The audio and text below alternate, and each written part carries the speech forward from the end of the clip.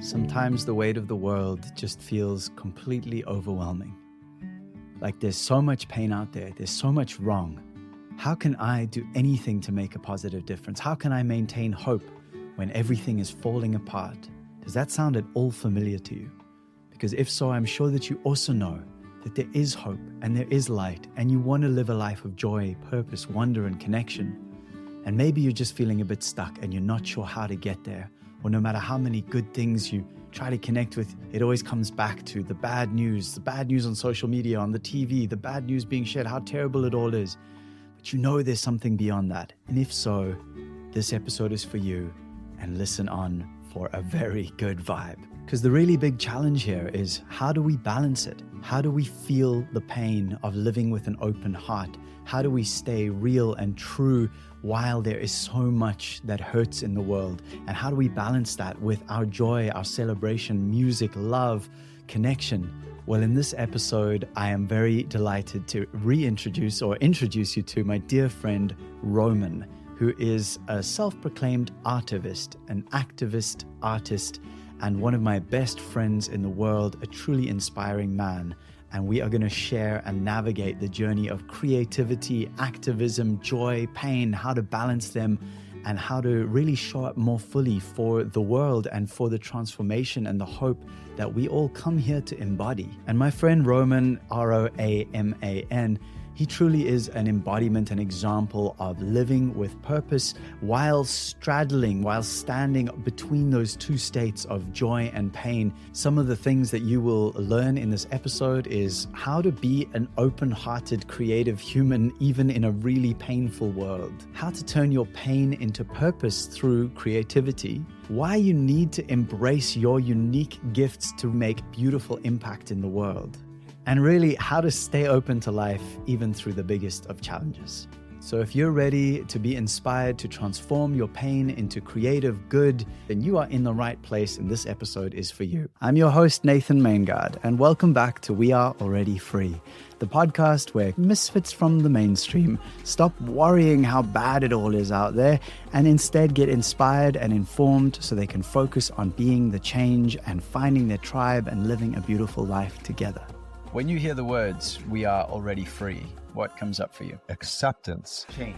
A shift in awareness. Human beings are so powerful. There's so much more. Everything is love behind it. Breaking the chains of your own mind. That which remains. Nature. Getting out of the matrix. We're sitting on the treasure and it's already unlocked. We are already free. You're free. You are a walking map. Have always been free. You are always free, already free. We are already free. And if you're wanting just a very simple, small step on the path to embodying more of that creativity and balancing that joy and that pain, I have the 5-day morning practice challenge, which is a very simple, free challenge that will help you to overcome that feeling of hopelessness in the morning of, just reaching for the phone and scrolling through the chaos and getting lost in it all. And instead, designing and developing a morning practice that really fits into your life. Even if you're super busy and don't have time, it'll help you to carve out that little space so that you can reconnect with your source and truth and who you really are. Go to the show notes, alreadyfree.me/yes is the link to the challenge, or you can just find the link in the show notes. An important note to you, whether you are a first-time listener or one of the beautiful weirdos who listens to this podcast as a regular part of your life, this is the last episode for the year. I am going to be taking a break. We're actually moving house to another part of the country, so time is filled up. I'm also in the middle at the time of recording. We're about to launch the 21-day dopamine detox challenge, which is already full. I will put a link in it anyway in the show notes. You can sign up for the wait list because we'll be launching again sometime next year. Anyway, that's a whole other tangent, but that's what I'm focusing on for the next few weeks, as well as moving. So this is the last episode for the year, which is why I'm coming at you in the intro here and just letting you know a little more context before we get started. And yeah, if you do want to connect with me, I would love to hear from you. This is very much a one-way street in many ways. I don't know who you are unless you tell me. I do have links. You can either send me a voice note, which can be private, or if you're open, I'll share it on an episode next year. For season 4 of We Are Already Free, this is the final episode of season 3, and I cannot think of a better person, a better friend, a better human to share with you on this final episode. Thank you for being with me on this journey. And anyway, we're just beginning this episode, so enjoy this inspiring, uplifting, hopeful conversation with my dear friend, my dear brother, Roaman.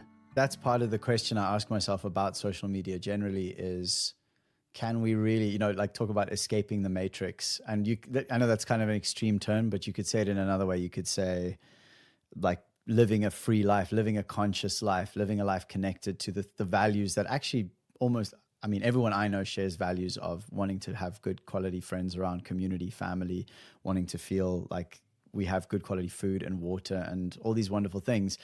And yet I see so many of us who are, even I'm living in a natural environment, a beautiful environment, but how much of my time is spent sort of arguing with other people on the internet and like feeling upset about something that's going on somewhere else in the world, that is going on somewhere else in the world. But like, it's the polar opposite of presence practices.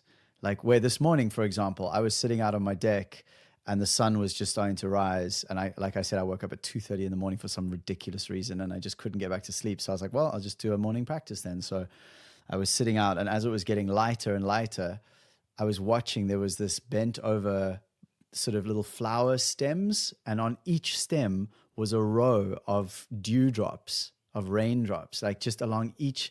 And so as the sky was lighting up, those dewdrops were lighting up with this like orange golden glow. And it was like, it was heaven. It was paradise. It was Eden. It was God. It was everything that is so beautiful about reality. But if I had checked in and gone, what's happening? Like, what are the bad shit going on in the world? Which is the easiest way to find bad shit going on in the world is open social media. So yeah. Yeah, it's like what should I be stressing about right now? Let me have a look. Let me check in. But you said it's see what I should be afraid about. Exactly. And I see you struggle with that almost in a way more than I do, I think, because of your deep sense of like your calling is to be an artivist, like activist artist. And so I see how hard that is for you at times. And it's hard for me too. I think it's hard for everyone at times, but I really see you like going through it.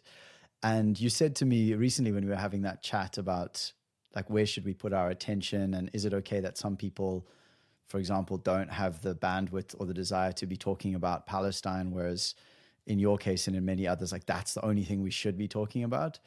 And you said about how, this idea of we are all one. If that's true, then something happening anywhere is happening everywhere. And it reminds me of the idea of Ubuntu, which is an African term that literally means humans are humans because of humans. Like we are because of all of us. We are together ourselves, as in we are all one, basically. And then I was thinking, I don't know if we got this far in that chat, but I was thinking about how that's true. And humans are socially only designed to connect with like 150 people and to hold care and awareness for 150 people. And when it goes beyond that, we start to struggle to contain that. And so it's this question of like how to find the balance of taking care of what is actually around me in my sphere of influence and acknowledging that there's always going to be another really intense thing happening somewhere around the world that's going to really be like, bro, you have to pay attention to this. And so I'm wondering for you, how do you, like, because you are very active and you kind of have spoken out about so many of these things as they unfold. And I'm wondering, how do you manage it? Like, where do you draw the line for yourself of like, I can't do any more here, so I'm just going to go watch the dewdrops on a flower for a while and give thanks for life? It's a good question. I'm still figuring it out. I'm still completely figuring it out. And I think it's a matter of if someone is so inclined, is a matter of somehow creating space for both. Like just because I focus on social injustice in a part of the world that is several hundreds or thousands of miles away from my house, it doesn't mean that I can't also go watch a sunset on the beach and be like completely present. Like I return to just being able to hold both, like if I'm pushing something away in order to keep something else closed because that feels better, maybe I'm missing out on some opportunities, on some lessons, on some ways that I could have a positive impact. So it's like, I know I've been doing a few podcasts recently, and I've been listening back, and I'm mentioning Ram Dass a lot. I'm aware of that, but he was just the best. Like everything that I feel like right now feels important to share, he addressed at some point, and he talks about learning how to keep your heart open in hell. And I was reflecting, or I've been reflecting on how if you live with an open heart, either by choice or simply because, you know, you're that way and you live with an open heart, that means that your heart will break every day in some way, shape, or form. And no one wants that, obviously. I don't want my heart to break every day. But it's like, you know, the two sides of the coin. I want my heart to be open so that, you know, I can keep giving out from my heart and I can keep receiving into my heart as much as possible. And that comes with, it's like loving a person, you know? And when you choose to love a person and be in relation with a person, you are already acknowledging the possibility, maybe the inevitability that at some point they're going to hurt you. You know, maybe they don't mean to, but it's like love comes with some type of pain and grief. So it's what I keep returning to is I care and I want to keep caring and keeping my heart open and doing what I can to have some type of positive impact, whether it's one person or many people. And in order to do that, I just have to accept that I will feel pain and that I just kind of I need to learn how to live with that pain that comes from being a human who feels things that are very human. And that, yeah, does that make sense? Yeah, I mean, I hear you. I think the open-hearted thing is becoming, I don't know, for me it seems in a way harder and harder. I read in the book Civilized to Death by Chris Ryan. He talks about being in India and sitting and eating a meal at a restaurant many, many, many years ago. And like at this restaurant, just on the outside is like a horde of children starving and holding their hands out to like, please feed us. And he talks about that moment of realizing like he had to close a part of himself off to be able to navigate that experience, because if he was fully open-hearted, he would have given too much of himself. It wouldn't have helped actually as well. It's like giving so much energy and then that's it. They're hungry. You fed them for a moment and now they're hungry again. And it's like this feeling, and because it's constant, it's never ending, especially in our society. And I actually had one of the guests on the podcast, Dougald Hines, who wrote a book, At Work in the Ruins.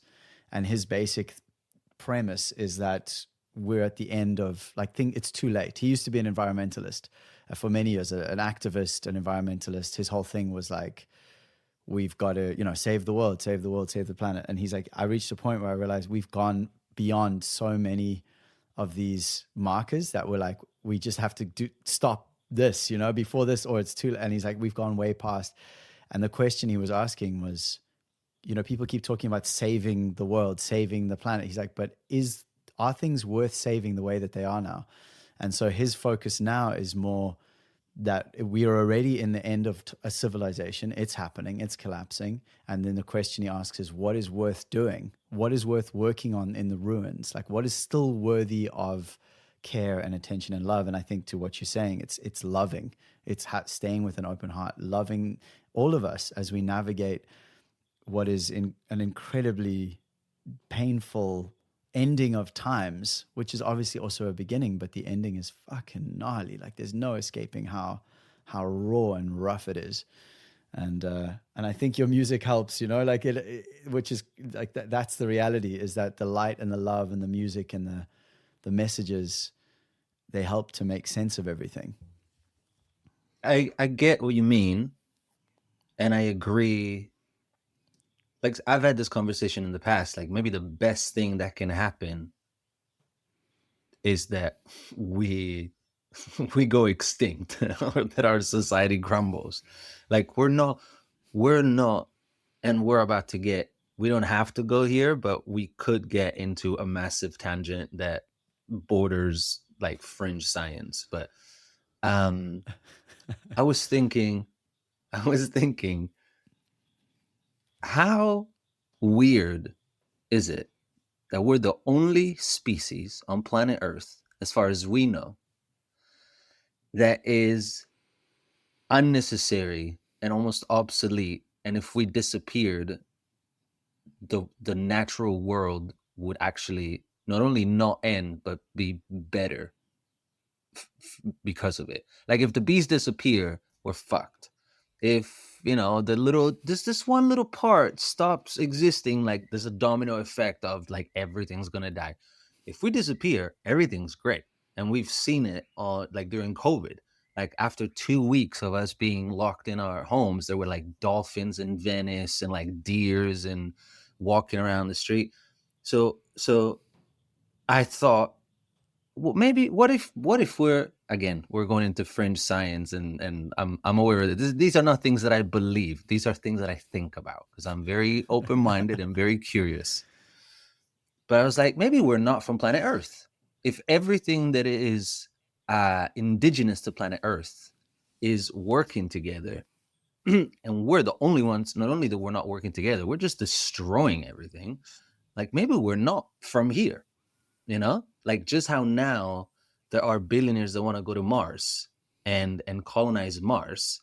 Maybe there's a history that we've forgotten where at some point we were like on another planet and we're like, yo, did you see Earth? Like we found this cool planet that has oceans and mountains. Let's go to planet Earth. And then we got to Earth and then we fucked it up. And that, anyway, all this to say, why am I saying all of this?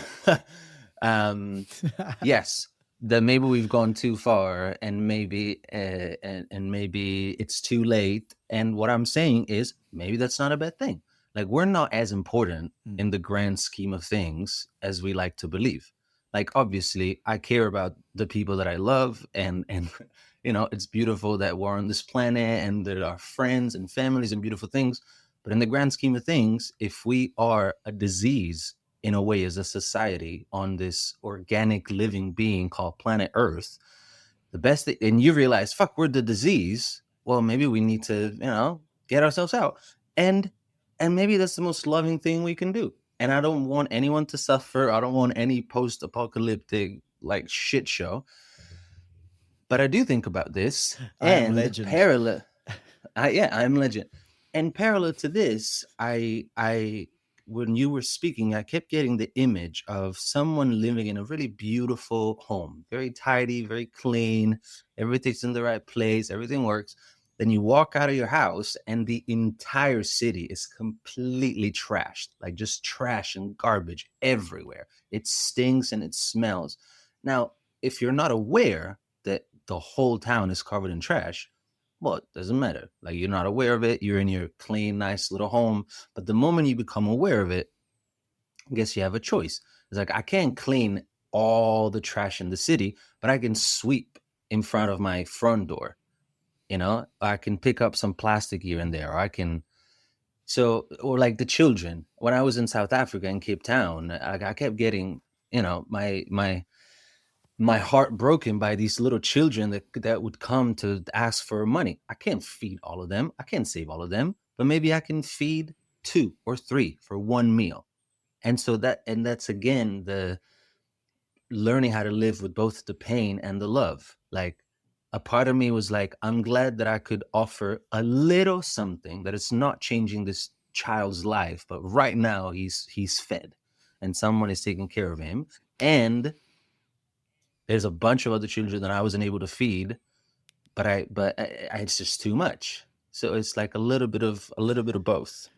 Well, it's interesting you say that, because this almost like illustrates the question here around what is effective action. So for example, those children, like we've fed lots of those children, and we learned after a while that there's actually syndicates that are running. So those children aren't just hungry little children. They are hungry little children who are working for a syndicate, and they will take the money. And if you buy them food, they've got deals with different shops where they go and they take the food and they swap it for money, and then they pay that to their overseers. And they're part of a syndicate that is making money for the gangsters, basically. And it's not that those children aren't struggling. They are, but the better thing in that case would be to pay to one of the food kitchens, because then the children can go and actually get food from the food kitchen, and there's a system there. So, and again, so coming at it from the broken heart, like if we act from a broken heart but we act with ignorance, that can end up being as harmful as not acting at all.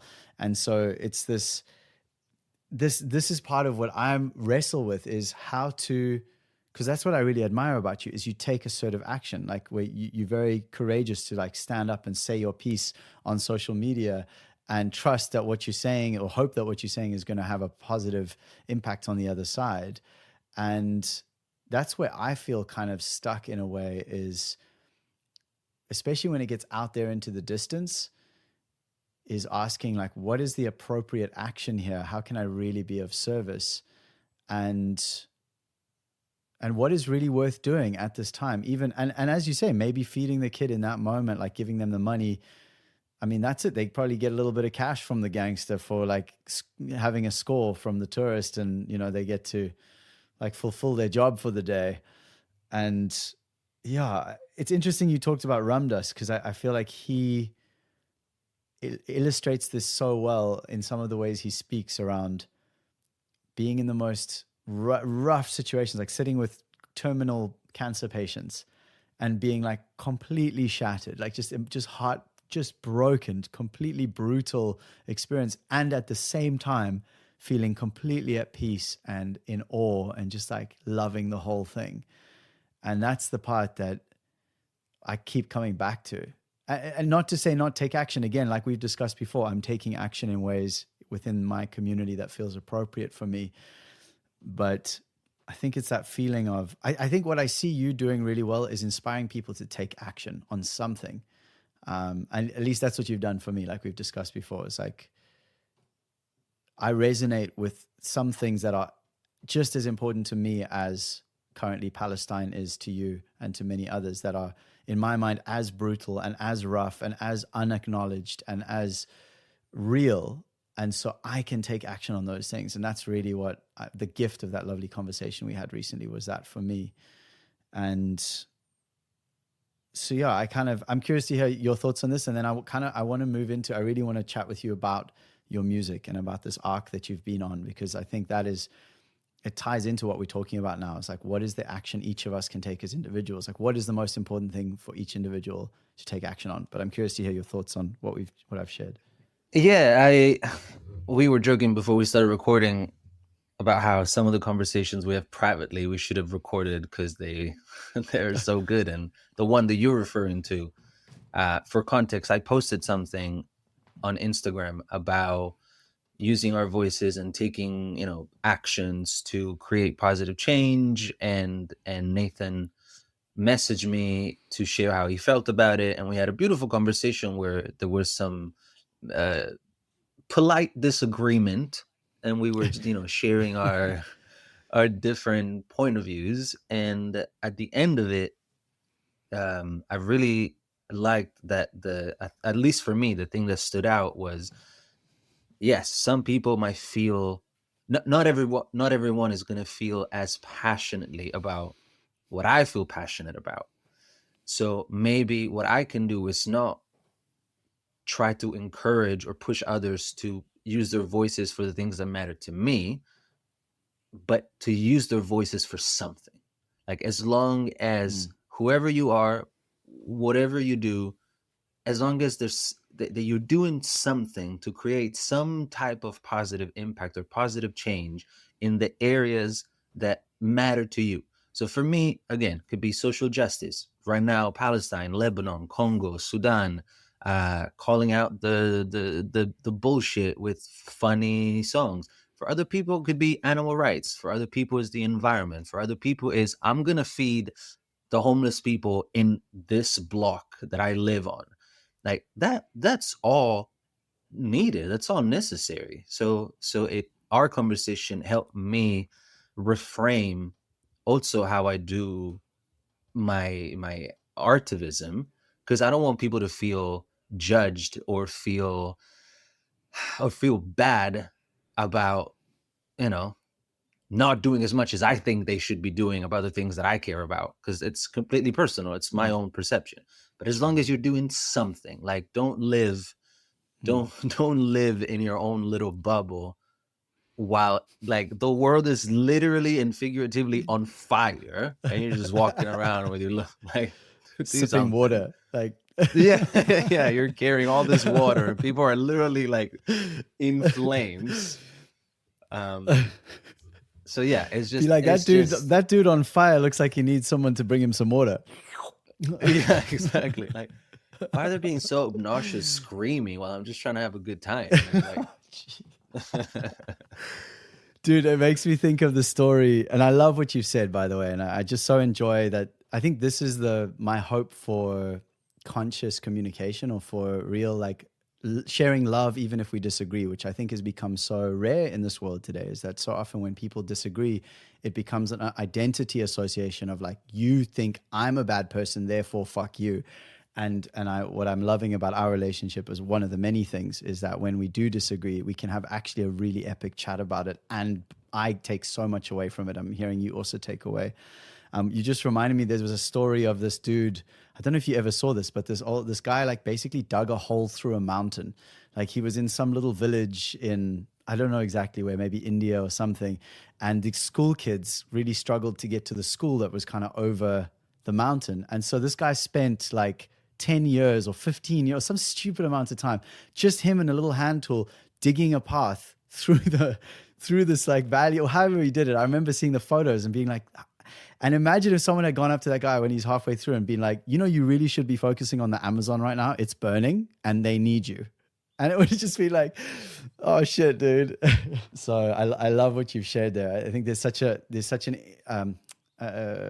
I feel energized by that invitation of like, let's all look at what is around us and what is calling us, what we're passionate about, and just take like fucking act on that, dude. yeah, I was listening just a short little reel that I stumbled upon yesterday, and this guy was saying something like, an apple tree doesn't eat apples, an orange tree just doesn't eat oranges. And so the idea was, our gifts are not for us, you know, our gifts are for us to give. And so we all have some gifts, some talent, some skill, some calling, something. And I was also thinking about, you know, there's been like that nurse who worked with people who were dying. There have been a few who have recorded the stories of people, like what really matters at the end of your life, when there's no more bullshit, there's no more facade, like it's just the rawest, most authentic truth. And almost everybody was saying, ultimately, the moments that mattered, or the things that mattered, were not like my salary or big house or awards, were the small moments of connections that I had throughout my life with people. The little moments of kindness that someone shared with me, or that I shared with others. So it really, you know, it could be someone building a little house for a little bird. Like it could be anything, but as long as we keep, as long as we do something to pass it on and making it go around. And some might be able to have a wider or impact. Some can do very little. It's the story of the hummingbird carrying one droplet of water to put out the fire, and the hummingbird says, "Well, I'm doing what I can," and that inspires all the other animals to go and get some water to put out the fire. Like maybe all you can do is pour some water on the fire. That's something, you know. And it really comes down to that. And I was also thinking about the concept of integrity, which from this beautiful book I read called The Way of Integrity, I think the definition is something like when your mind, body, heart, and soul are in alignment. So as long as you live in integrity with yourself, because like if you see something and you don't actually care about it, but you say something because you think is the right thing, you're not in integrity. It's almost better that you don't say anything. And in the same way, if you see something and you feel like you should say something, but you don't, you're not in integrity. So it's the way that I'm integrity with myself might look different from the way that you're integrity with yourself, but it's a very personal thing. Like, I'd rather someone who doesn't care about social justice not join the movement, so to speak. Like, what energy are you bringing to it? Are you doing it because you want other people to know you're one of the good guys? You're doing it because you think you should? No, do something else. Because there's so many fires. There's just fires everywhere. Little fires, big fires. Like, pick your fire and do something. Yeah, I love that. You're actually reminding me, in terms of that idea of like the impact we can have, is that one of my clients, so when I have a new client, I always have an intake form and ask them, like, where are you in terms of living your truth? Out of 10 out of 10 being like, you are fully there. 1 out of 10, no truth. And this lovely human came in and she was a 2 out of 10 when she started. And within, it doesn't always happen this way, but within 6 weeks, she was at a 10 out of 10. And I was like, okay, cool. So what's shifted for you? And she's like, she had, through the processes that we'd been running, she had this experience of realizing that she herself, that her authentic self, which she had kind of done that thing that so many of us have done, is like, I'm weird. I'm an outsider. There's something wrong with me. Like, should I, shouldn't I, if I want to be like this or say that. She had kind of worked through enough of that when she would walk down the street, she would just bring her energy to it, like who she really is. And through that, people were smiling at her on the street. People had started smiling at her. And I'm sure anyone listening has had these moments where we're in our zone, we're in our flow, and we just like, it's not about the others. But because she had started to embody herself more, she would walk down the street and meet people's eyes and bring that energy and say hello to the guy on the street who doesn't have a place to live. And yet, like, she's there just meeting him in presence because of that confidence in herself. And that's what I got from what you just said, is like, those little things, yes, it might turn into a bigger thing. Who knows? She could eventually run a huge homeless shelter. But the point isn't that. The point is that she is being the apple tree. She is offering apples, which only she can do. And that's what matters. And so I love what you've just said. It's like, it's such a, it's funny because it's almost like an addiction of our society to be like, but what is the impact you're going to leave on the world? Like, how big is you have to be somebody. But really the only person that you're being called to be is yourself. And actually I would like to, I want to hear your thoughts, but I also then want to ask you another question.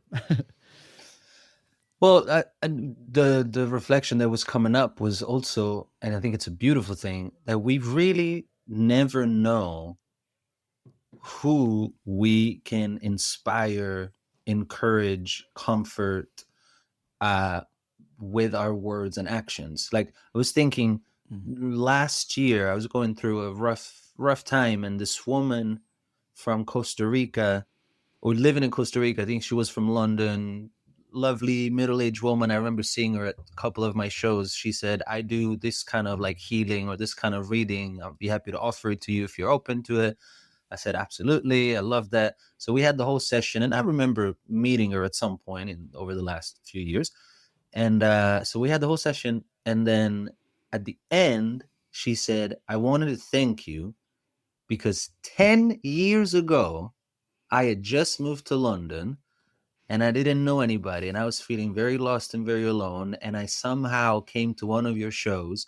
And even though you didn't know me, you gave me a big hug and said welcome and smiled at me. And I felt like I was home. I was part of a community. I don't even remember that moment. It was one hug 10 years ago. And somehow this woman I get goosebumps. Like, I didn't. Bro, I'm fucking all over everywhere. Just yeah. Shit. I didn't go out thinking I'm gonna give her a really good hug so that she's gonna feel. No, I was just me being me, and like, welcome, big hug, big smile, like, and that woman remembers that, and so you never know. You never know. Just you smiling, walking down the street, just you picking up a piece of paper and throwing it in the garbage, just you. Whatever it is, you have no idea the kind of impact you can have on a complete stranger that in 10 years will be thinking about you. It's just crazy. Well, so this is actually a great segue into this, what I want to ask you about, which is that it takes a certain something, because it could have gone either way. Like, you might not have been the person who was there playing that show, like at that venue, ready to give her a hug, because your start out wasn't like, you could easily have gone in many different directions. Like I think you're the only person I know personally who's a professional musician who started playing guitar. Was it in your 20, like you were 20 or 21 or something like that? 19. I was going to turn 19. 20 that year. Right. So that's like technically late to start an instrument you intend to, or you end up being professional in. And I kind of, because for someone listening right now, they might be going like, well, that's all well and good, but you know, you're an artist and you know what you want to do, and da, da, da. And I kind of want to give them an insight into how different it could have been for you and what you had to go through back then to break out of the mold that your life, society had said, like, okay, Riccardo, this is the mold you get to live in. And you were like, fuck no, there's something else calling me. Like, what happened? How did you work that out? How did you know? How did you go? And what was your life like before? And then what was that shift moment? Very good question. Well, for context, I was born and raised in Rome from a, traditional Italian family, both parents from the South. I was raised in the church. There were some degree of expectations or desires that I would follow my father's footsteps. He's a medical doctor, but he's also one of the preachers in the church, so that I would become another preacher or a doctor or a lawyer. I graduated in political science because I thought I wanted to be a diplomat. So it was very much like mainstream, so to speak. But I always felt like, I remember after high school, even though I had never surfed in my life, after high school, I was like, I just want to be a surfer. Because to me, surfer meant I'm free and I enjoy life and I live, on a beach. And then, kind of randomly, I fell in love with playing guitar. I dropped out of my first university and I had the summer free, and I reached out to a good friend of mine who played guitar, and I said, do you have an old guitar that I can borrow, see if I can figure it out? Started learning on YouTube, quickly fell in love with it. And but there was no thought of like, I'm gonna be a professional musician. It was just like, I really enjoy this, and I get to write cheesy love songs for my girlfriend, and I'm a little bit cooler than I was before I started playing guitar. And then I realized, no, I really love this. And at the time, I'd finished I graduated from a university, and I was offered an internship to keep working at the university. So let's say from my parents' perspective, I was winning. I graduated from an American university. I was working a job that was paying fairly well. But something inside of me was like, this is not it. Like, I'd be sitting in artificial light, typing away on this big chunky keyboard, doing something I did not care about at all. And all I can think of was, this is not it. So it wasn't even like, I know exactly what I want to do. It was like, this is not it. So it all started from just the satisfaction and curiosity of like, what can life really be? What can I create? I think something that played in my favor is that I either don't care about something or I absolutely obsess over it, which is not healthy, but that's just how I am. So like once I fell in love with music, I was like, I really want to give this a shot. So I moved to London with the idea of, I'll just be in London for 3 months in the summer, see what happens if I spend some time just playing music. And then that trip changed my life. I ended up living in London for 3 years, and my life completely changed. So to answer your question, it was a mix of feeling this fire inside of me that I didn't want to surrender to the fact that I was going to live a life that I didn't feel passionate about. I was like, this cannot be it. I don't want to, this is not it. I'm not happy. I'm not satisfied. I'm just kind of like getting by. So it was a mix of being maybe a little bit crazy, maybe a little bit courageous, maybe stubborn, and saying, no, I'm going to try. And also meeting you and the rest of the community in London, which made me feel so supported it was the first time in my life that people were not just saying, oh, you're good, I enjoy your voice, or I enjoy your songs. You guys were like, you're amazing, you can definitely do this, like don't stop doing this. Because I came from a reality where my parents and society were like, yeah, you're good, but like get a job, or keep the job, or do music on the side, you know, like happiness equals safety, get married, get a house, then work for 50 years until you die. And I was like, I don't know, it doesn't sound great. And hashtag good life. hashtag good life. Yeah, so it took a lot of determination to even just leaving the church when I was 16 or 17. Like I had to sit with some of the elders and kind of like tell them why I wanted to leave and why I didn't resonate with what they were saying. And you know, feeling like I was disappointing my family, because at first they were just freaking out. Like, what do you mean you got fired from your internship? What do you mean you're moving to London? What do you mean you don't have a place in London? You're sleeping on your friend's couch. What do you mean you're living in a commune? What do you mean you haven't had any keys for a year? What do you mean you're playing barefoot in the streets? What do you mean you don't have a plan? Like a constant source of stress and disappointment for my poor parents. Shout out to my parents.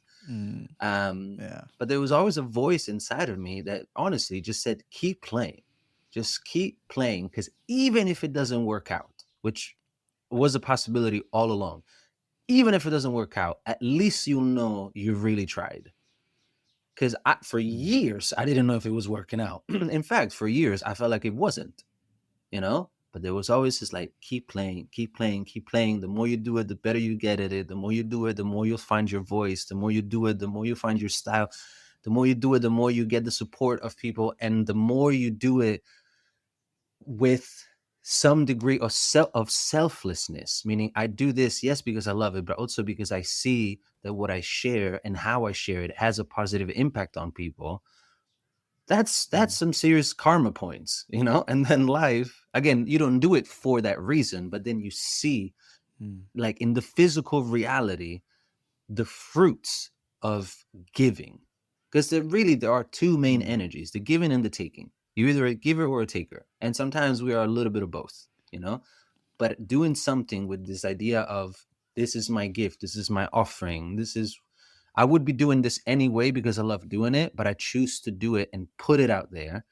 Then life has a way to take care of you and reward you and put you in the right place at the right time and connect you with the right people. So I feel like I was lucky enough to find something that I genuinely love and that I'm good at and that people appreciate and feel inspired by, and that I just give it a fair shot. And somehow things have been working out, and now I can't imagine doing anything else. But yeah, there's a mix of, maybe you're crazy, maybe you're stubborn, maybe you're a dreamer. People are like, oh, you're a dreamer, as if that's a bad thing. Like right. everything that was ever accomplished or created or started with an idea and someone dreaming about it, you know? So I think that answers your question to a degree. Yeah, I reckon, man. Yeah, it's interesting because I think also, because we've been through such a big journey together as friends and you know, working together back then, playing music, and we've talked about this a lot, but like when I went through this dark night of the soul of like, for whatever reason, I can't keep playing music. And it was such a painful process, because I was thinking about this again recently. I had a very successful Patreon page. I was a successful independent artist. I had really amazing people from all around the world who loved what I do, were paying $50, $100, $25, $1, like hundreds of people being like, here's money every month just to keep being you.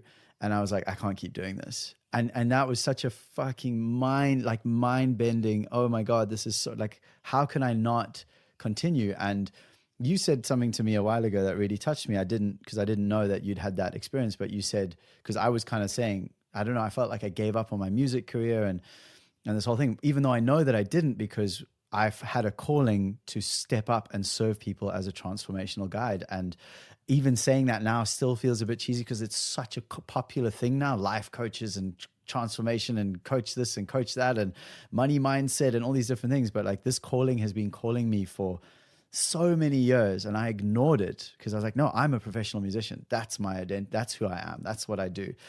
And I really had to fall the fuck apart to be humble enough to let go of that identity and say, okay, so I'm going to start studying some breath work. I'm going to start studying a pro coaching certification. Like I'm going to surrender to the flow of life that has been calling me for so long in this direction. And like you said, it's been these years of, am I doing the right thing? Am I crazy? Is this da-da-da? But things are flowing and it's clear that there's so much alignment here. And then I was chatting with you about this a while ago. I don't know if you remember, but you said, you're like, dude, I actually like tell people the story of how courageous you were. And that really hit me of like, whoa, that you, like my dear friend, would actually be, the vision that you had of me was one of a courageous person who's willing to change. And that was powerful for me. So I really thank you for seeing that and witnessing that and honoring the deep courage and the pain of that fucking change, of letting go of what I thought was my life. Yeah. No, I feel you. And I stand by that. And I was just thinking as you were sharing, just like shortly before we sat down to chat, I was messaging with a friend who told me that the person she was with just basically broke up with her. Really sad. As she's flying to go see him, he's like, actually, Oh my gosh, this is something really painful.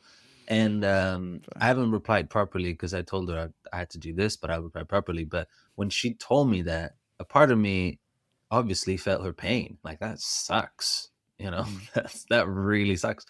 And a part of me got excited for her, not to sound cheesy, but I do believe this. Every time life says no, life is actually saying yes to something else. So if it, and this is a skill that I think we can develop, is yes, it's completely appropriate and fair to say, I'm sad that this thing didn't work out, or I'm bummed that, the door I've been knocking on is not opening, and to stay stoked and get curious and excited about what, yes, life is opening by saying no.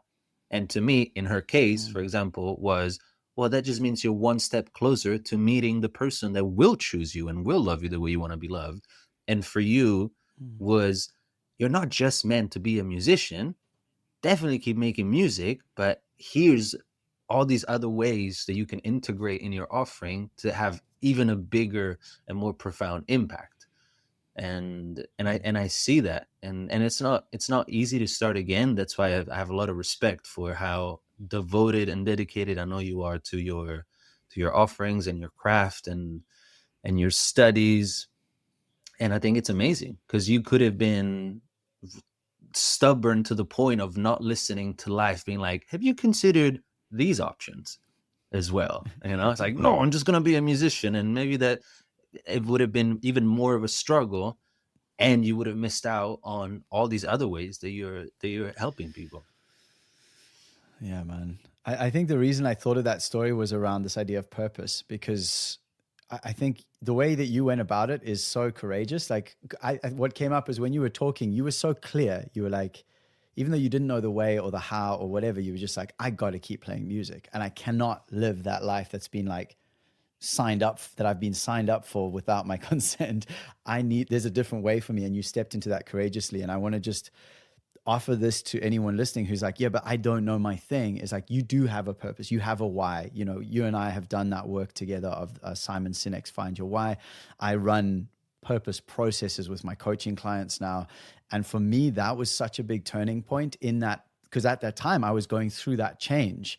And when I did the Find My Why process, that when we were having those beautiful conversations, I was like, oh shit, I don't just have to play music. That's not the only way it needs to come through. There's like, my why is beyond what I'm doing. It's deeper than what I'm doing. It's that when I'm really being myself, when I'm aligned, there is a result that happens in the people around me. That result is my purpose. And so anyway, I'm just thinking of that and offering that to anyone listening now. And I kind of want to take it to your music, dude, because you've put out this beautiful album quite recently, and I know how much love and care and like just pure heart, joy, energy you've put into that. And when you were talking a moment ago, you were like staying stoked on life. When life gives you a no, just listen for the yes. That's kind of what I heard you saying. And it reminded me of the album, Stay Open to Life. And so, yeah, I just would love to hear a bit more about that for anyone listening, really around this beautiful creative process and your musical offering that you've just given to the world. I would love to hear a bit more about it. Yeah, thank you for the plug and the opportunity. Yes, I released a new album, which is my favorite musical project to date, and the collection of songs that I'm most proud of. And it's really kind of a collection of songs that over the years I wrote for myself to navigate life and you know, being human, and knowing that so many of us are going through the same thing at different times with, you know, different circumstances, different names. One of the pillars of my music is there any way that I can use this personal experience of this or this personal realization to create something, maybe alchemize the pain, the confusion, to then offer something to others to help them through their own experience. And which is something that other artists have done for me. So it's, again, it goes back to passing it on, you know, keep it going around. Right. There are a lot of powerful reminders, especially for those who may be struggling, you know, at the moment. And there's a lot of things that maybe people already know, but they've forgotten, or it's as the album suggests, stay open to life. It's just an encouragement, you know. And then, yeah, there's just so much pain in the world, you know. There's so much pain, and being aware of how much pain there is, thinking of singing about other things that maybe don't go as deep feels like a kind of a waste of time, you know. And so I feel like, yeah, the album, and it's hard to speak about the music. I would just invite people to go listen to the album and enjoy the journey. But Well, I guarantee dude, for sure. you will feel better at the end of it. And if you don't, I I will totally agree. I'll give you your money back somehow. Yeah. Well, like, I'm going to actually read a few of the titles of the songs. So the album is Stay Open to Life. And then we've got What a Beautiful Life is the first song. Bless This Mess is another one. You Already Know is another one. Don't Be So Hard on Yourself. Let That Shit Go. Keep My Light On. Affir Mantra. Stay Open to Life, obviously. And there's a bunch more. But those, even just the titles are like an invitation to remember that each of them is their own distinct mantra, which is actually one of the things I love about this podcast is we are already free. If someone just hears that, they immediately go, oh, I feel better. And like the titles of these songs are the same kind of vibe. So I definitely highly recommend listening to it. It's such beautiful. It's very catchy. Just be warned, you will be stuck with these songs in your head for a very long time afterwards. Definitely. Sorry, not sorry. It's going to stay in your head. Not sorry. But I think I want to circle back to something you just said around there's so many hard, painful things going on, and it's hard to play like happy music because it doesn't feel like it goes as deep sometimes, or it's not as deep as the pain.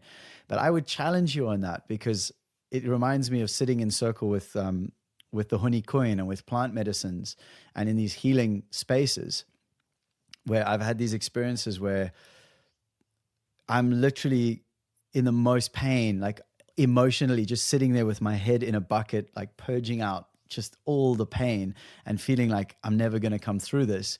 And then I'll hear one of the shamans either like playing a beautiful song or say the thing they love to say, which is "so alegria," which means only joy or all is joy. And they do it, I know they do it intentionally at those heavy moments, because what it gifts me then is the remembrance that I chose this. I choose my experience. No matter the pain I feel, the pain I'm going through, the pain in the world is what it is. And I still have a choice around how I meet that. And so I would really say that your songs and the message of joy, the message of staying open to life is as deep as the pain and the wounding and the trauma and the anguish that's happening. It has to be as deep. Life doesn't work any other way. So I just want to like really hold that, because I've heard you say this a few times, and I understand where you're like, I don't know if I should be putting out these happy songs when there's so much shit in the world. And I'm like, bro, this is when we need someone there being like, so alegría, motherfuckers, like only joy. Let's go. So yeah. Thank you. No, I feel you. It's a good reminder, and yeah, I think in a way these songs are the songs on the album are the perfect example, because through music, I get to explore themes that would maybe be or feel quite heavy or dense, but in a joyful, light way. So that's the beauty and the alchemy of music. Like a lot of these songs that people are dancing to and singing in their car while they're traveling and having a good time, they come from a lot of pain, but the music alchemizes it and then offers something that is both deep and takes you to a place where you can actually feel these things and reflect on them, but also uplifts you. Someone, I forget who, someone said it was a perfect mix. It felt like both a meditation and a celebration. And I love that. I think it's a good snapshot of the album. That's great. Well, let's talking about creativity and this idea of transmuting energy, because one of the things that we've both been doing, and actually I was inspired by you've been doing it longer than me, but is these songwriting workshops. And I just love like witnessing and hearing the stories of what people have experienced through these workshops. And then I don't know how I got inspired to do it. I mean, it was definitely through you, but I don't remember what was the turning point where I was like, oh, I should do that too. But it's been so nice to bounce ideas with you, and we each have our own way of doing these, but it's become like people are inviting me on retreats to do that thing, as well as the breathwork, ice bath, transformation, all the things. They're like, we want you to do that workshop. So could you tell us, like, the basic thing here is there might be someone listening right now who's like, I've got stuff that I don't know how to process. I've got difficult things, or I want to use my voice more, but I don't know how. So I'd love to hear you just introduce this concept of a songwriting workshop, and like, how is it that someone listening could connect, even just one of the tools you use or one of the recommendations of how could someone start to connect with their voice more and bring some words through, bring some messages through, and start transmuting some energy for themselves? I think the first thing, and this is usually one of the first things that I say in my workshops or like private sessions, is that there's no wrong way to do it. There's no wrong way to do it. You are a unique human being, and your expression and your perception is just as unique. And as such, there's no wrong way for you to feel your feelings and say how you feel. So it can feel like almost paralyzing, like, oh shit, there's no wrong way to do it, meaning I can do whatever I want, and now I freeze because I don't know what to do. But it's supposed to make you want to get closer to it, because there's no way you can fail. Like, unless you're writing songs for unless you're writing songs for Beyonce and they need to be exactly the structure, exactly 3.5 minutes, you do whatever you want. And the process that I guide people through, which is my own personal process, 70% of it is really just feeling your feelings. And that's why I talk about the alchemy of songwriting, in my case, in our case, which is really just authenticity, feeling your feelings, and expression. Like, what you feel is not going anywhere, meaning you can suppress as much as you want. It's not going anywhere. Like, you're just storing it. You're becoming, in the words of, I think his name is Sad Simone or something like that. There's a guy on Instagram, and I remember seeing this reel, which I thought was quite dramatic. And he's just laying on this like deck somewhere tropical, and it's pouring rain, and he's just laying in the rain sobbing. I was like, fucking hell, that feels very dramatic. But the caption said something like, I refuse to become like a storage unit for my repressed emotions, or something like that. And I thought it was powerful. Like, the willingness to feel, because it's not going anywhere. It physically becomes stored stored like energetically in your body. And I've experienced this firsthand in the ceremony medicine journey that we did together in February in South Africa, where I went through probably 7 or 8 hours of the most intense physical somatic release, when I thought my medicine journey was going to be something different. I'm going to have visions, I'm going to have epiphanies, I'm going to have, and the medicine was like, no, you need to clear out all this shit that you've been carrying in your body, because yes, you've done a lot of work, and yes, you've processed a lot, but a lot of this you've processed in your mind, intellectually. But have you released the energy, the grief, the confusion, and so the stuff that we feel that we don't allow ourselves to feel, we don't allow ourselves to express, we don't allow ourselves to work through, it's not going anywhere.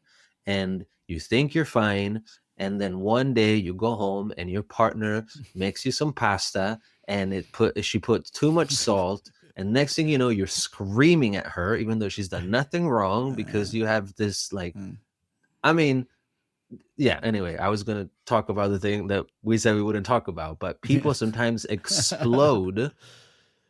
I've had this happen to me, and I'm not going to, give any names, but I've had this happen. Speak it, bro. Speak it.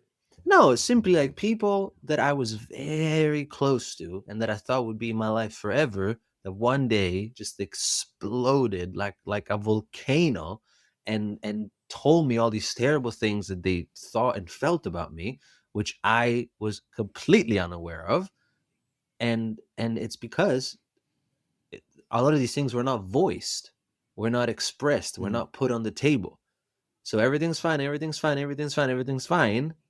And then one day you're shouting because everything is not fine, because you haven't felt your emotions. And so the artistic process of feeling and expressing is, if nothing else, even if you have no desire or intention to share your songs or your poetry or whatever your art form is, even if you don't want to share it with anybody and it's just for you, do it for yourself, because it allows you to work through what you're feeling in a way where you keep the energy flowing through you, from an experience to an emotion to a feeling to a song and it's not as heavy and painful as just kind of like sitting in bed miserable, just thinking about, just rumination. It's like, no, actually get in touch with what you're feeling, what happened, why it happened. And then the process in songwriting specifically of carefully selecting the words to express. Like, you really have to sit with it. How do I feel? I feel like this, and I only have a certain amount of lines and a certain amount of words to express this. So I better be really careful, because you choose another word, it means a different thing. So again, there's no wrong way to do it, which means you have complete freedom and agency on how you express yourself. And expression is a healing practice, which, knowing how powerful it has been for me and how powerful I know it's for you and many other artists, knowing and seeing how many people don't have an artistic output or outlet because they think they're not artistically inclined, or someone at some point has told them, like, you shouldn't sing, or that's a waste of time, or whatever we have believed that cut us from our creative self is a lie. Is a lie. It was someone else's projection. Like, you might not be a great singer. That's fine. You can still write a song. You can still sing for yourself. Like, this is not to be famous or successful. This is simply a tool to feel your feelings and express them. And if you do choose to share, to potentially inspire, comfort, uplift others through your own experience. And that's why I share it, because I really love it. It has changed my life, and I see the positive impact that it has on others who maybe didn't think that they could, until someone shows them, like, this is how you do it, and this is why you do it, and you can't fail. and I give them the tools, and then they go home and do with them whatever they want. But it's been really beautiful to have people sometimes within the same day that I give a workshop or the day after, then coming to me, say I'm at a festival and saying, I just wrote my first song, or I just finished a song that I started 6 months ago. Or I've had photographer. I had a photographer coming to one of my workshops and saying, that thing that you said about that other thing really inspired me, and I'm going to change the way that I edit photos. I didn't say anything about photos, but somehow she took. So we're all artists in some way, shape, or form, and it's a shame that our society has led us to believe that we're not. And so it's also some type of like rebellious act. It's like, oh, you want me to be a machine? I'm gonna make art. Fuck you. Yeah, dude, I love that. I mean, it's you speaking to, I think, one of the true acts of deep inner revolution that every one of us has access to right now. Like, I just got off a retreat last week with a bunch of really lovely dudes, and like really so enjoyed them as people.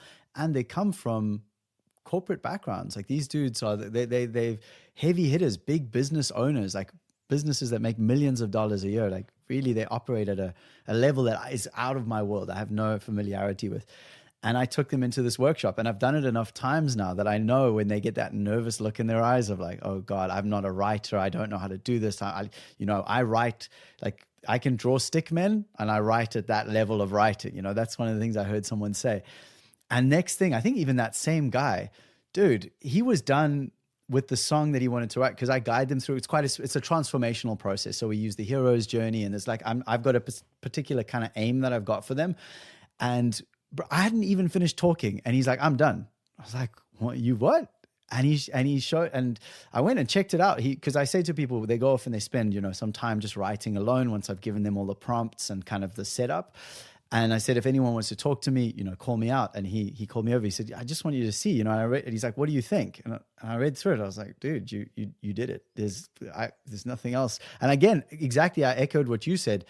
I was like, he's like, is it good? And I said, I don't get to say that. Like, that's not you've written something that is true. I can see that. That's what I'm interested in. You've written a true thing. Bro, when we turn that into music later in the process, I have such intense goosebumps talking about this right now. Like, it was like spirit stepped in and it came through, and this song, like and I looked up, and there's this man just with tears pouring down his face. Just being like, he's like, I don't know what just happened. Like, he's like, I don't cry. And he's just got these like lines of just, bro.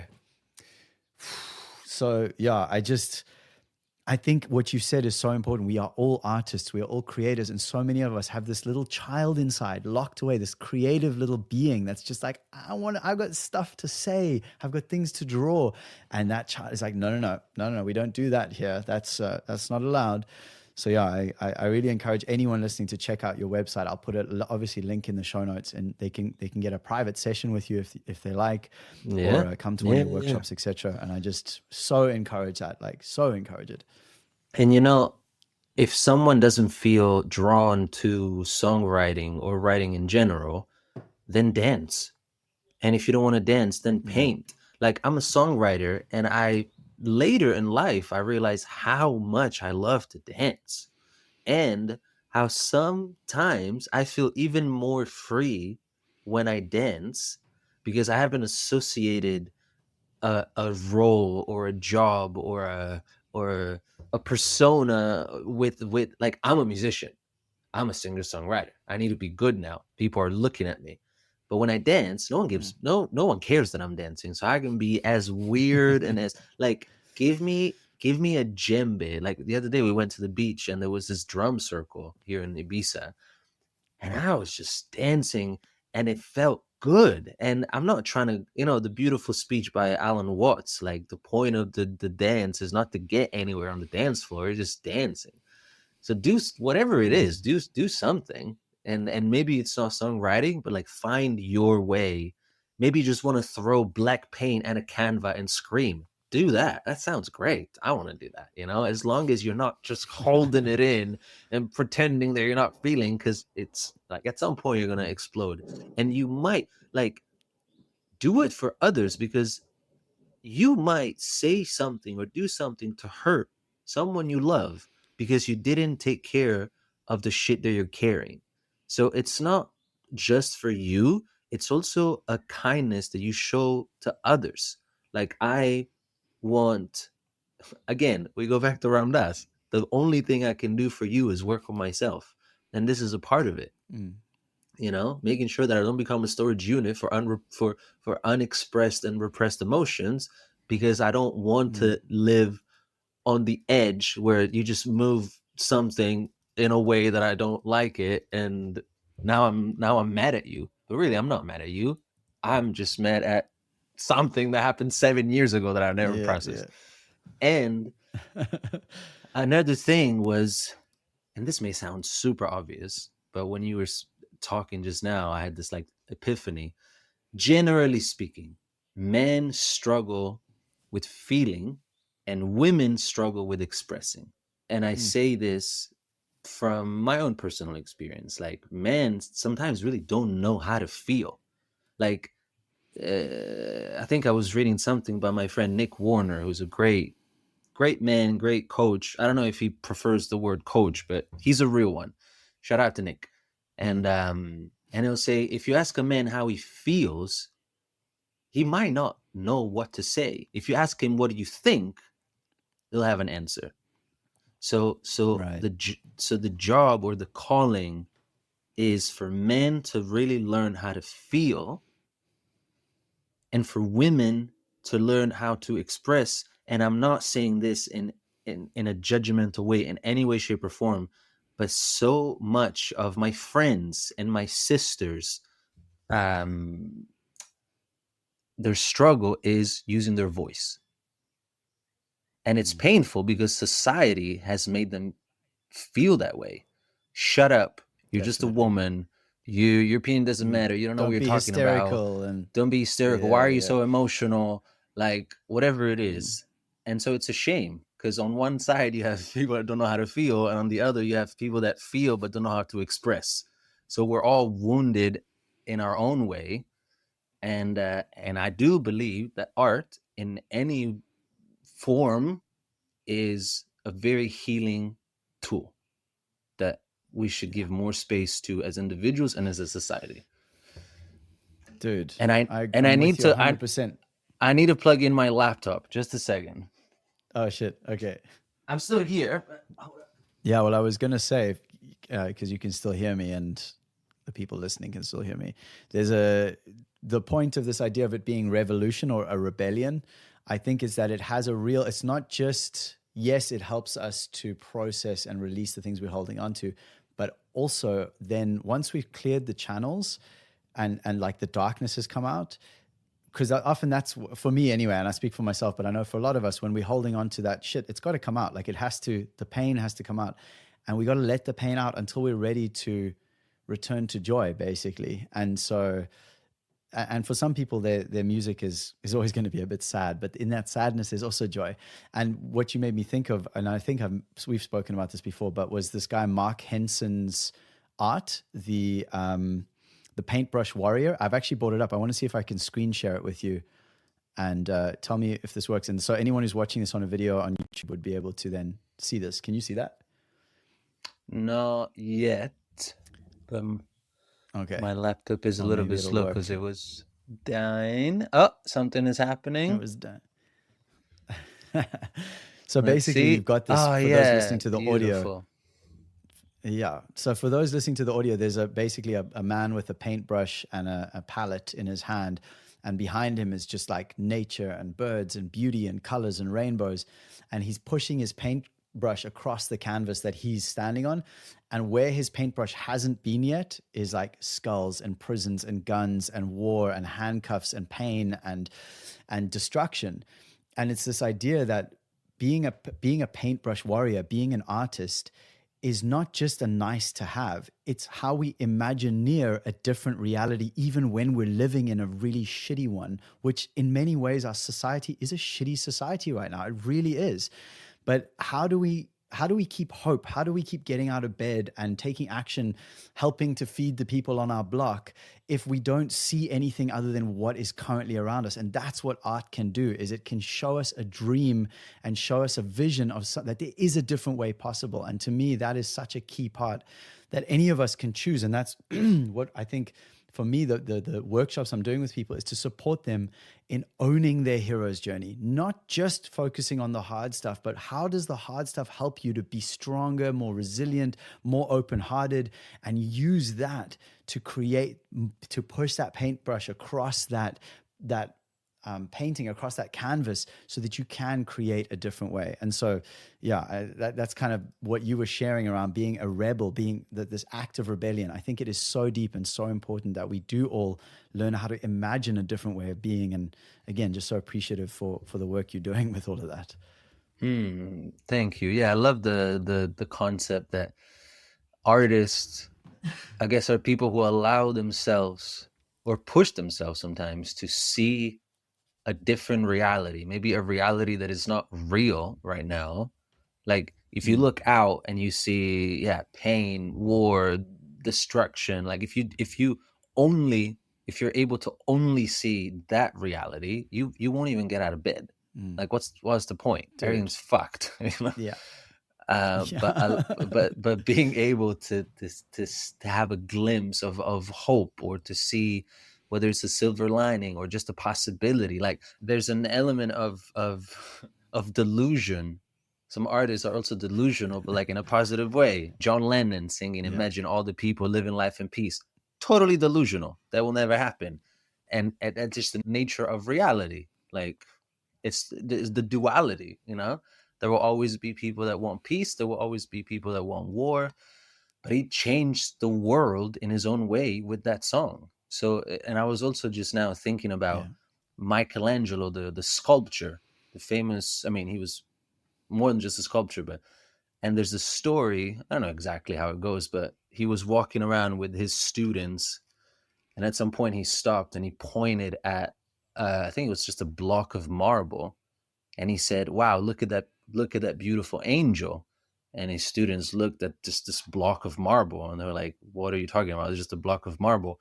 He could see what the block of marble was going to turn into after he had, done his work. And so he took that block of marble and brought it into his studio and carved out a beautiful angel from the block of marble. So I feel like in a way that's also what the artist does. You see something, it's just a block of marble. It's just another politician lying. It's just another section of the ocean being poisoned. It's just another whatever. But you see what it could be, and you see what it can turn into. You see what it can become, and art is the vehicle to get there.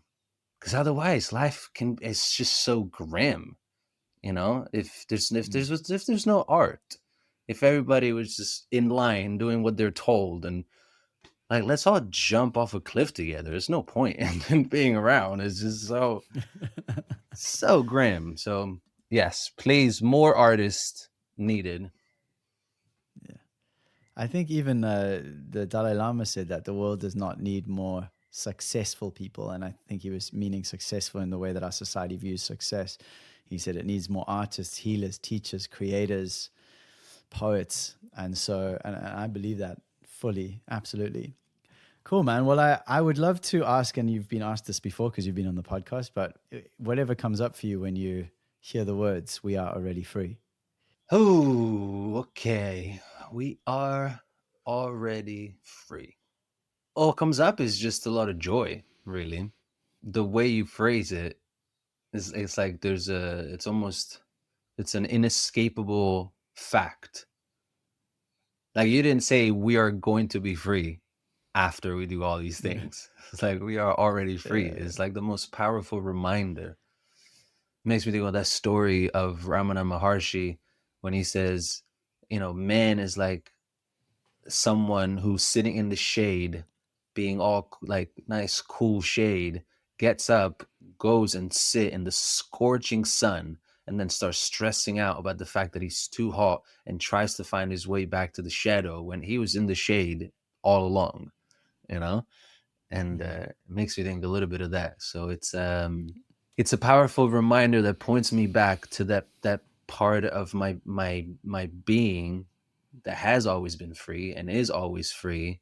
If it wasn't maybe for the stories that I tell myself and that I believe and that I have an emotional reaction to, but at least the purest, most authentic part of who I am is free. Is free. And there are stories of people who I think now of people who were in jail, like Nelson Mandela, 27 years, or some of the people that are like in prison for life. For life, you spend your life in prison. And I don't know the name now of this man, and I'm sure he's just one of many.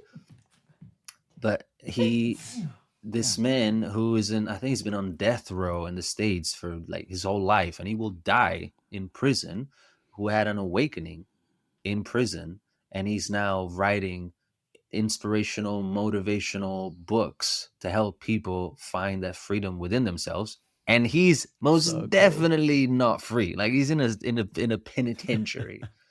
And somehow that man has access to his inner freedom and is now helping others. This is obviously an extreme example, but it's a powerful one, because our sick society is doing so much to make us think, feel, and believe that we're not free.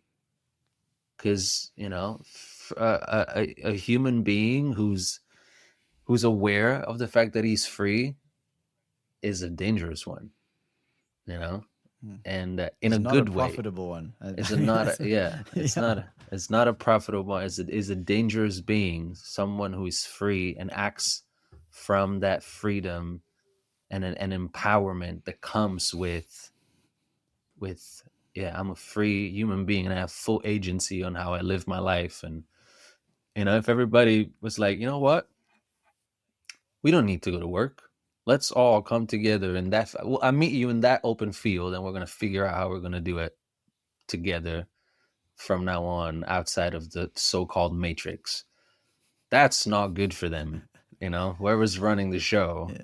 They don't want that. So we are already free. Yeah, it's a powerful reminder of an unchanging and unchangeable truth that lives behind and beyond this dream and illusion that we keep entertaining ourselves with.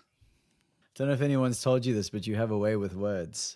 I do like words. I know a couple. You word good. It's interesting. We were talking about like even the titles of your album. I think of them as like they're mini mantras. And for me, I often think of "We Are Already Free" as that. It's one of those. It's like the paintbrush being pushed across the canvas, because in many measurable, real ways, we are practically not free. We're like on a practical, logical level. Yeah. But we are already free, like you've just said. It's a calling into that inner place of like, I speak a mantra because I want to embody more of that mantra in my life. I want to Om Shanti, like I want to be in peace. I want to be at peace. So I chant that mantra. And for me, we are already free is that same thing, in the same way that stay open to life is like that's mantra, because it goes immediately into the part of like, I have a choice. No matter what is happening externally, I can stay open to this experience. I can remember that I am already free, and that changes everything else. Yeah. So yeah, brother, just so appreciate you. And is there anything else that you want to share or leave people with, or ask of people, or just like bring into the space? Because I'm feeling stoked with this. It's been epic. Definitely go listen to my album if you haven't already, for sure. And I think right now the thing that's coming up which feels really relevant today, which is the day the world has found out that Donald Trump is the next president of the United States, which in itself is like, I did not even know that. Yeah, Donald Trump is officially the, I think, 47th president of the United States. And I don't want to make this political at all, but the thing that was coming up is don't lose hope. If you look for evidence that the situation is hopeless, you'll find it. But at the same time, if you look for evidence that there is hope, you will also find that. The thing that's coming up now is just don't lose hope. Keep, as the song by this incredible singer-songwriter that goes by the name Roaman goes, keep your light on. Keep your light on. It's a good song. In the face of all this mess, keep your light on, because you're still so very blessed. Beautiful, brother. I appreciate that. Yeah, as I heard you speaking there, I'm like, whether you think Trump is the worst thing that's ever happened, or whether you like, thank God he's in, keep the hope, because no matter who's in power right now, you're going to be disappointed. That's my perspective on it. There's this idea that some politician's going to come in and make it all better. So like wherever you are on this spectrum right now, and you're listening to this being like, no, this is of course, this is the best thing that's ever happened. Be like, I'm here when you need a hug, when you realize that he's not going to fix any of the things you're hoping he's going to fix. And it would have been the same with the other person as well. So I just wish us all what you've just said, which is stay hopeful, get your creation happening, put your voice into the world, share what you need to share, listen to this man's music. It will give you that charge, that energy, that as we say in South Africa, gees, which is that like power. It'll give you that power to stay in hope and stay responsible, stay active, stay joyful. So yeah, thank you, brother. It's such a pleasure to have you on the podcast and to be your brother, to be your friend in this life. It's a fucking joy. Thank you. Thanks, man. The feeling is entirely mutual. And if anything, I hope that from these dark, dense, challenging times, I was thinking about the yin yang symbol, the little white dot in the dark half, that the white dot that is going to come out of this time is that people more and more will wake up and realize that the real changes that we seek won't come from the top, not from this politician, not from this party. Like, I don't know where I read it, but I completely agree with it. The system is not broken. The system was designed to work this way. And so if anything, that from the disappointment that we feel and all these, the heaviness and the whatever, that we're going to realize if anything is going to change for the better is because we come together, like we the people, that we're already free, and the power has always been in our hands. And the power comes when we unite and when we come together and when we have a common vision and goal and intention for what we're trying to create. And we stop believing that we're powerless, because those who benefit from us believing that we're powerless do everything they can to make us believe that we're powerless, because they know that we're actually powerful. And if everybody went, actually, no. At the game, there's a beautiful poem by Climbing Poetry, tree spelled like tree, Tree. Climbing Poetry. The poem is called Awakening. And at some point they have a line that says, the game doesn't exist if we don't play by its rules, which I think is great. Beautiful. Well, thank you. And I will definitely put links to your music, your website, your Spotify, etc. in the show notes so people can get quick and easy access. And yeah, just thank you for being on. I'm sure we'll have you on again sometime over the years. It's such a pleasure. And yeah, just keep shining your light, man. Keep your light on. It's fucking awesome. I love you. Thank you, brother. Love you too, and same to you. Thank you for joining us for this episode. Thank you, as always, Riccardo, Roaman. I freaking love you, man. Your music, your vibe. What a great journey we're on together. Please do find Roaman's music. You can find it on any streaming platform, Roaman. You can also find him on Instagram, Roaman Music, or just go to the links in the show notes. Makes it super easy for you. In today's episode, we have covered how to stay open to life, even in life's big struggles and challenges, how to balance pain and joy, how to use our creativity to bring through our purpose, and how to process our feelings and become more truly who we are. One of the most common things that I see in my clients is this struggle to really embody their authentic selves. And I think this episode has been such a gorgeous example of someone who has chosen the hard path of getting uncomfortable, staying uncomfortable, stepping out of his comfort zone so that he can truly embody who he is. And look at the result. Look at what it's bringing into the world. And I promise, if you haven't heard his music yet, you're going to love it. It's going to really shift some vibe for you. There's some hilarious music, some serious music, some deep music, some spiritual music, and everything in between. It really is a holistic musical offering for all of us who are here to embody more of our authentic selves. And if you'd like a little more support on this path of personal transformation and just taking those 1 or 2 little steps that are going to really help you to make shifts in your life, then check out the 5-day morning practice challenge. As I said before, it is a free challenge. You can sign up at alreadyfree.me/yes, or the link is in the show notes. And this really is an opportunity for you to choose yourself. So often we're projecting out there into the world. Oh, it's so bad out there, over there, off in the distance. If only those people would change, if only they'd listen to me, etc., etc. The reality is you are the one having the experience. Turn your gaze inward. Give yourself even just a few minutes, even 1 minute a day, as a way to honor the gift that you are, the gift that you're here to bring. It's a free challenge and it has a really positive impact on those people who take it. So go to the show notes or just go to alreadyfree.me/yes. As I mentioned in the intro, this is the last episode of 2024. I am about to move cities with my dear wife, and we've got lots of other things on the go. So we're going to just take a bit of a break for a while. I will be back with season 4. Can you believe that this is season 4 coming up of We Are Already Free? If you haven't already, please make sure to follow this podcast, subscribe to it wherever you're listening right now. And if you really want to go far, leave a testimonial. A testimonial? What do I mean? A review on Apple Podcasts, or tap the 5-star rating on Spotify, or make the effort to go to the show notes and send me a message. How has this podcast impacted you? What's your biggest takeaway from the year? What does this mean for you? Like, I want to know. I mean, I put this out there. I love doing it. And I know a bunch of you are listening, but I don't know who you are unless you tell me. So take that action. Even if you're driving in your car right now, you know, at your next stop, pull over and come say hello. Come, let's connect. Let's get to know each other. I would love to know you more. And thank you for being on this journey with me. I will see you in the new year. And as always, please remember, we are already free.